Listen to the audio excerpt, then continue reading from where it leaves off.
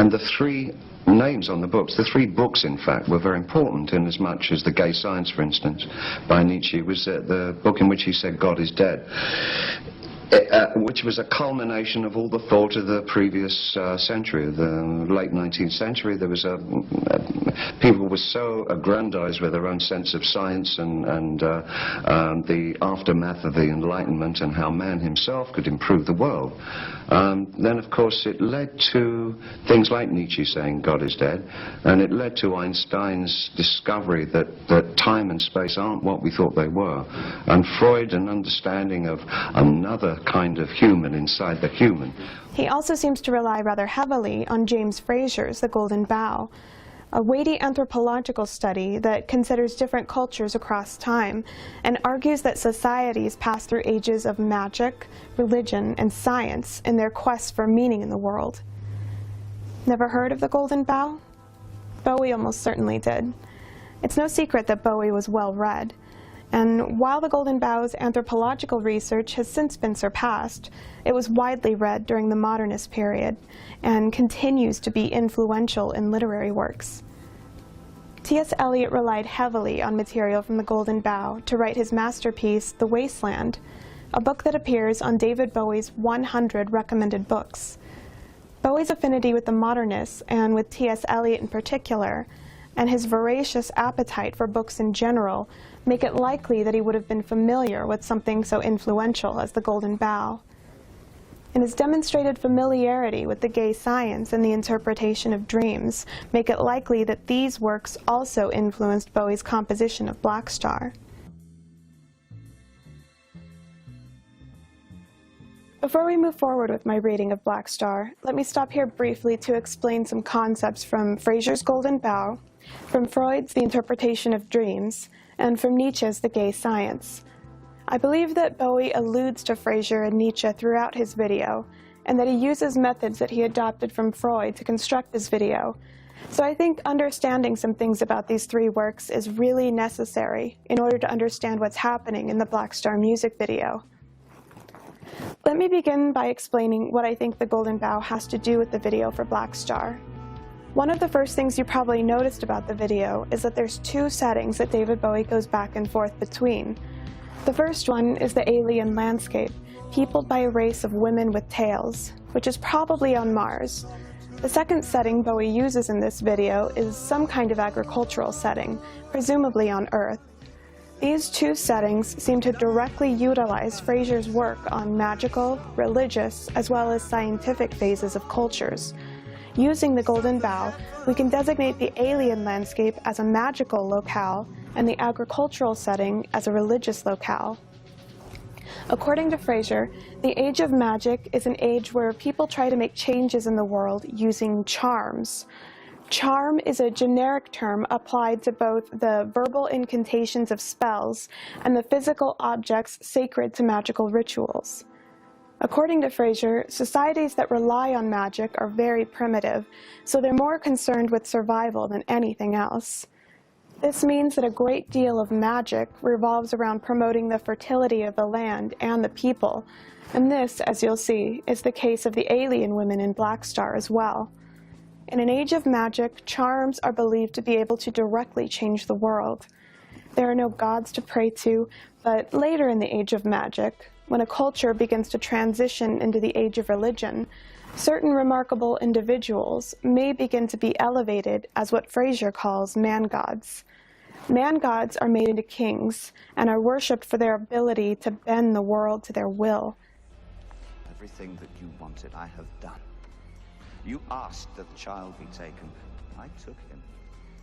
You cowered before me. I was frightening. I have reordered time. I have turned the world upside down, and I have done it all for you. They're often then sacrificed for various reasons, only one of which is relevant to our discussion here. Man-gods are killed at the first signs of illness before they show any serious infirmity or weakness, in order to ensure that their spirit remains untainted by the diseases of their body and can be reincarnated. In such societies, the fertility of the land and the health of the people are tied to the health of the man-god, and both may suffer if the man-god is afflicted with a serious illness. As I'll explain later, part of my argument is that Bowie highlights himself as a man-god in the magical alien locale, and, in a way, enacts his death in the music videos for Black Star and Lazarus, effectively, metaphorically, sacrificing himself. After all, he passed away quietly, without the general public ever realizing he was sick. He suffered privately and silently, and continued his work up until the very end. This means that Bowie literally never showed any signs of illness prior to his dramatized death in the Black Star and Lazarus music videos.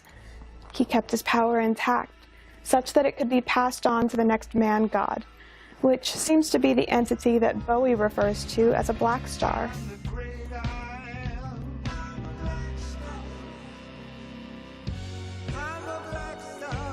Every magical ritual has a practical purpose that can be explained in terms of cause and effect. But magical cause and effect is not logical, as it is in the age of science. Magical cause and effect is associative, operating off the law of similarity, which essentially says that like produces like. Magic based on the law of similarity is called sympathetic magic. As Fraser puts it, the magician infers that he can produce any effect he desires by merely imitating it. If you've seen Pan's Labyrinth, Ophelia uses sympathetic magic when she places a mandrake in a bowl of fresh milk every morning beneath her mother's bed in order to cure her ailment. The mandrake resembles a human body, and the idea is that if Ophelia takes good care of the mandrake's good health will also cause Ophelia's mother to improve. And in fact, while the mandrake thrives, Ophelia's mother improves. But when Ophelia's mother discovers the mandrake beneath her bed and burns it to prove to her daughter that magic doesn't exist, Ophelia's mother suddenly goes into labor and dies soon after in childbirth. So again, this is sympathetic magic, operating off the principle of the law of similarity. In this case, the mandrake is functioning as a kind of voodoo doll. As you'll see, the alien women in Black Star use a similar kind of magic in their ritual with the spaceman's skull. A culture has fully entered the age of religion when it ceases to believe in man-gods and begins to believe in one or more divine, spiritual, imperceptible forces that can not only affect the world, but who have created, planned, and maintained that world. The man-gods of the age of magic become the priests or preachers of the age of religion and act as intermediaries between the people and the gods, guarding the secrets of religion as they once guarded the secrets of magic. People appeal to gods to effect changes in nature for them, adopting the old magical rituals into means of religious worship and supplication. Whereas in the age of magic, these rituals are practical in nature and can be explained in terms of cause and effect, the rituals in the age of religion lose their practical meaning when they turn into religious supplication. All that people understand is that their actions are desired by their gods. These rituals are not meant any longer to be understood. Their origins and purposes are deemed to be divine and beyond human understanding, thus mysterious and obscure. For example, in the age of magic, a ram might have been killed in order to obtain its horn, which might be thought to enhance a man's prowess on the battlefield due to its phallic shape. The rest of the ram might be cooked and bartered to the man-god or medicine man in exchange for him performing a magical ritual using the horn. In contrast, in the age of religion, a ram might be killed and burned on an altar as a sacrifice to Ares before a war. The burnt offering would be supposed to be perceptible as an aroma to the god, who demanded obedience without explanation of what particular use he finds from the aroma of burnt ram, but nonetheless promised not reliable rewards or effects, but rather only the possibility of rewards. In this case, the possibility of victory in battle. In the age of religion, then, the notion of appeasement arises in part in order to explain why the magical rituals of the age of magic sometimes fail. The gods, it turns out, are subject to whims, moods, grudges, and favoritism. People in the age of religion have realized that their magic is ineffective, or at the very least unreliable, and rationalize their failure by defining events in their lives as manifestations of the moodiness of a fickle god, rather than as predictable effects of a specific magical cause. According to Fraser, we're currently living in an age of science, which comes after the age of religion, and in which we return to viewing events in simple cause and effect terms.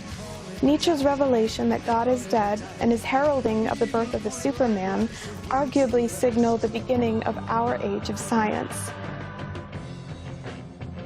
What Nietzsche meant by saying God is dead is that remarkable individuals that Nietzsche calls the supermen will arise and replace what Nietzsche saw as the abstract religious concept of a moody, fickle God.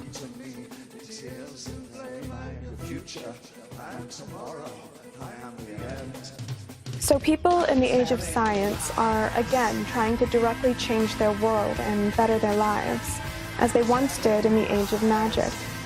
But this time, instead of establishing cause and effect relationships through similarity and association, cause and effect is established by logic and empiricism, as people try to find reliable means to change their world and transcend to a higher level of existence. We're currently at a late stage in the age of science. Many have lost their faith in science as a valid means of understanding the mysteries of the universe, and have come to view science as simply another flawed way of understanding the world. This is a common postmodernist perspective. Dave, my mind is going. And appears to be the view operating in the Black Star video. Bowie places his spaceman in the magical locale with the alien women, suggesting that there isn't much difference between the age of science and the age of magic, and therefore little difference between Fraser's man-gods of the age of magic and Nietzsche's Superman of the age of science. In both cultural phases, man tries and fails to understand and control his world based on the cause and effect relationships that he discovers through empirical observation in the age of science or through association in the age of magic. As I noted in part 1, however, tone is often very hard to read with Bowie. His sense of humor is often very dry when it comes to intellectual matters, and he enjoys fooling his audience with feigned sincerity. So Bowie might not necessarily be saying that he believes that science is equivalent to magic. He might be laughing at us, saying that we as a whole are beginning to transition back to an age of magic. The video for Black Star might, at least partially, be Bowie's critique of what is now being called the post-truth era, a time where people are beginning to distrust facts as such and go with their gut feelings, which are, of course, driven by associations. For me, it's difficult to tell. If there's irony here, it's being delivered in an incredibly dry way. But then that was also the case with Heroes. What do you think? Leave a comment down below. But for now, let's return to Fraser and Nietzsche. The spaceman in the cave at the beginning of the video ties the concept of Nietzsche's Superman to Fraser's man-god. The spaceman, as you'll see, serves as a sacrifice for the alien women that seem to be using the skull in a magical ritual, intended to save their dwindling race, just as Fraser describes the sacrifice of an ill man-god did for some societies in the age of magic. But the spaceman seems to function as more than a man-god.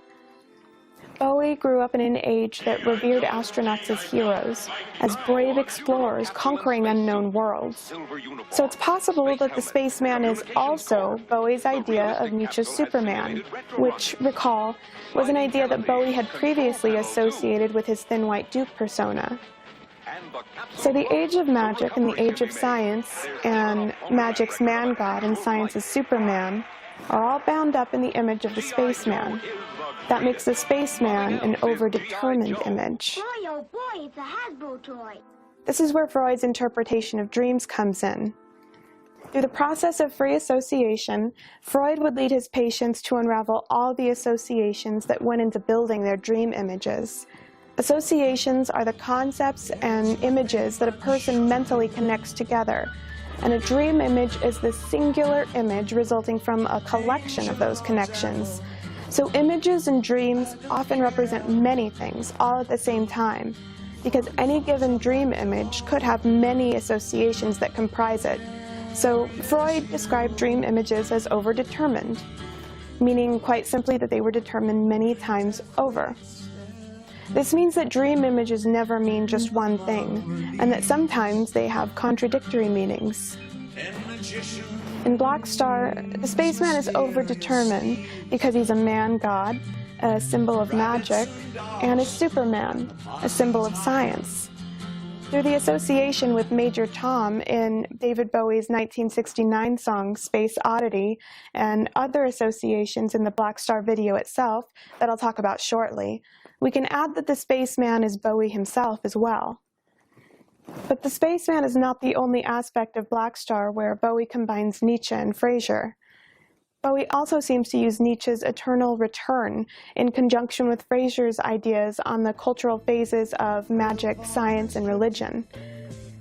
Nietzsche believed that time is cyclical and that different versions of the same events would continue to happen over and over again. Bowie suggests that different versions of Fraser's cultural phases, the ages of magic, religion, and science, will continue to repeat over and over again across time and space.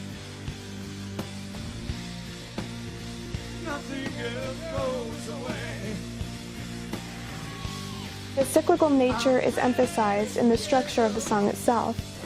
It begins and ends with the same music and lyrics. In the villa of all men, in the villa of all men, stands a solitary candle.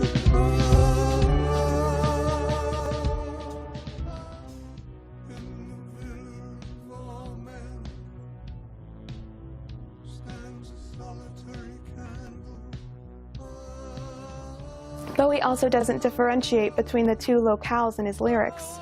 Both locales are shown in parallel with one another, and the implication is that Bowie's commentary in the lyrics applies to both scenes. In addition, there's evidence of a